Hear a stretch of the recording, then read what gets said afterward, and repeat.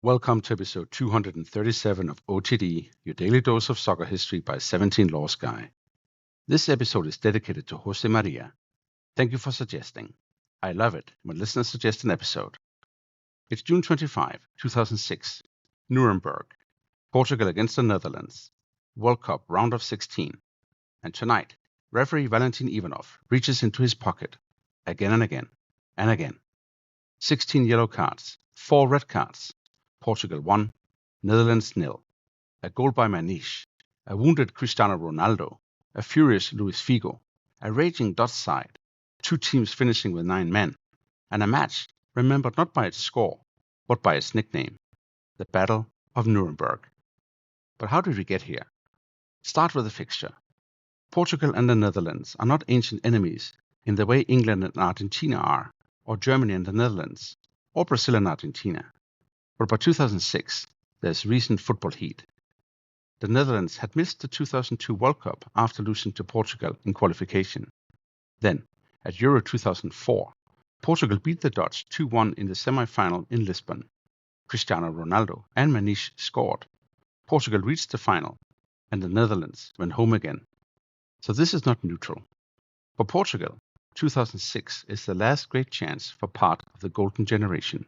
Luis Figo, Pauleta, Deco, Ricardo Carvalho, Maniche, and Nuno Valente. And the young Cristiano Ronaldo, not yet the global monarch he becomes, but already a problem every defender understands. The coach is Luis Felipe Scolari, winner of the 2002 World Cup with Brazil, and Portugal have won all 3 group games, Angola, Iran, and Mexico. The Netherlands are younger. Marco van Basten is the coach. Edwin van der Sar, the keeper, captains the team. There's Arjen Robben, Robin van Persie, Wesley Sneijder, Dick Kuyt, Rafael van der Vaart, Mark van Bommel, and Giovanni van Bronckhorst. Ruud van Nistelrooy is there, but he doesn't start, and that becomes part of the Dutch frustration. The Netherlands beat Serbia and Montenegro, beat Ivory Coast, and draw with Argentina. Good enough to qualify, not good enough to win the group. So they get Portugal. Now before we enter the match, let's talk about cards. Football didn't always look like this. In the early decades, discipline was more private, more verbal, more opaque. Referees could caution, referees could dismiss, but there was no universal visual language. A player might be warned or sent off, and the crowd might not even fully understand what had happened. Then came 1966, England against Argentina at Wembley. Antonio Ratin is sent off. He doesn't leave immediately. Confusion, language, anger. Ken Aston, one of the major refereeing figures of the era, later thinks about traffic lights. Yellow means caution, red means stop. We'll soon talk about that in an OTD episode. And the 1970 World Cup, yellow and red cards are introduced. And football changes. The cards become theater, a public sentence, a referee's authority held above his head. Over time, the game gets faster, television gets closer, tackles get judged differently, dissent becomes more visible, and referees carry more administrative weight. Cards become not rare thunderbolts, but parts of match management. By 2006, players know the choreography, the reach to the pocket, the pause, the collar, the argument, and that matters in Nuremberg because the cards don't calm the match, they become the match. The referee is Valentin Ivanov of Russia. He's experienced. He has handled major European and international matches.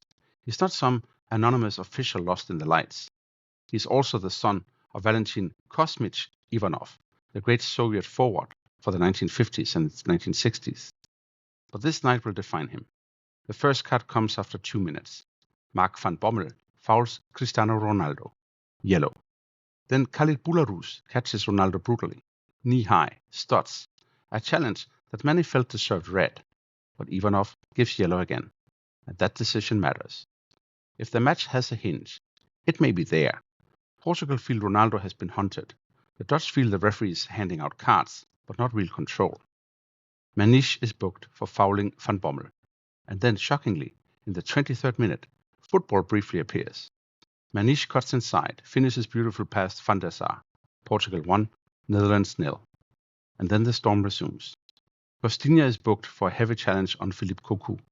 Ronaldo had tried to continue, but he is damaged, and by the 34th minute, He is in tears and has to come off for Simao. In first half stoppage time, Costinha handles the ball deliberately to stop a Dutch move. Second yellow. So red. Portugal are down to 10. Second half. Petit is booked. Giovanni van Bronckhorst is booked. Figo is booked after a touchline confrontation with Van Bommel. The assistant has seen Figo move his head into Van Bommel. Not a full Zidane-type headbutt, but a headbutt all the same. Yellow, not red. Joris Matthijssen is booked, and then comes the second dismissal. Bularus, already on a yellow, catches Figo with an arm to the face. Red, for 10 against 10. The benches erupt. Simao is confronted.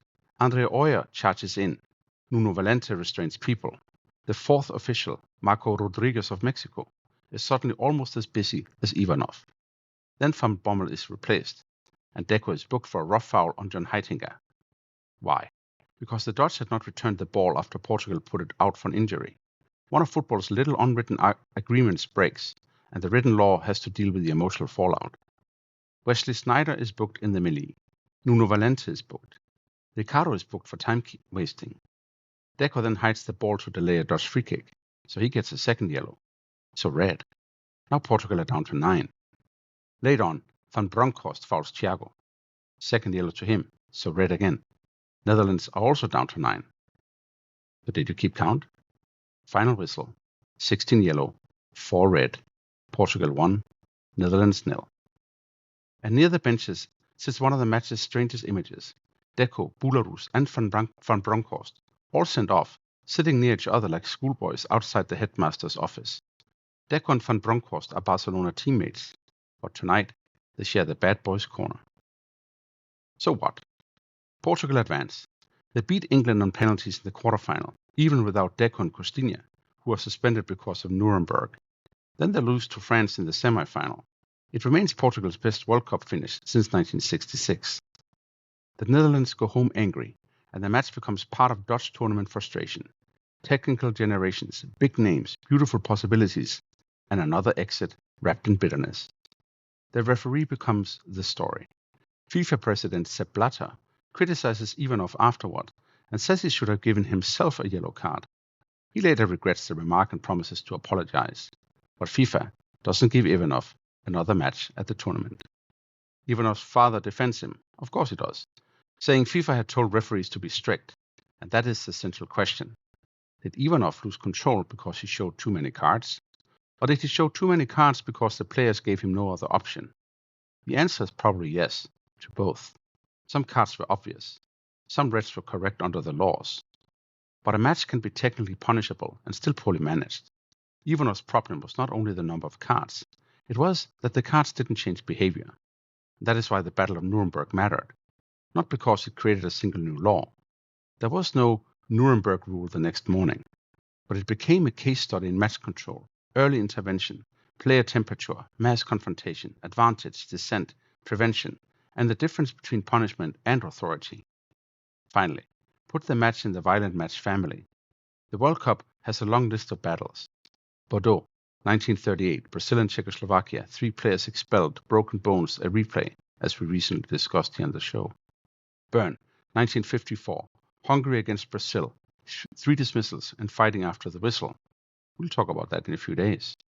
Santiago, 1962, Chile against Italy, police on the pitch, Ken Aston trying to control chaos before he later gives football the card system. And Nuremberg, 2006, not the same kind of physical brutality as Santiago, but the most card-saturated 90 minutes the World Cup had ever seen. Then Lusail, 2022, Argentina against the Netherlands, Mateo Lahoz, a record number of yellows across extra time, and another Dutch-Argentina match that felt like football plus grievance. Outside the World Cup, there are many cousins, Derby finals, Copa Libertadores nights, Balkan qualifiers, African and South American knockout matches where pressure, history, and officiating all collide. But Nuremberg still ranks because it is so legible. The numbers tell the story before you even see the match. 16 yellows, 4 reds, both teams with 9 men, and somehow only 1 goal. And that is why the name stuck, the Battle of Nuremberg. Before we go, 3 things to take away from June 25, 2006. First, the match didn't come from nowhere. Portugal and the Netherlands carried recent rivalry, knockout pressure, and squads full of competitive, technical, and combustible players. Second, cards are not the same as control. Ivanov punished and punished, but the temperature kept rising. Nuremberg is a referee seminar disguised as a football match. Third, the match sits in the World Cup's Battle of tradition. Bordeaux, Bern, Santiago, Nuremberg, and Lusail, the nights when football stops being fluent and starts becoming evidence. On this day in 2006, Portugal beat the Netherlands 1-0 in the World Cup round of 16, as Valentin Ivanov showed 16 yellow cards and sent off 4 players in the match remembered only as the Battle of Nuremberg. That is all for episode 237 of OTD, your daily dose of soccer history by 17 Lost Guy. And I need your help.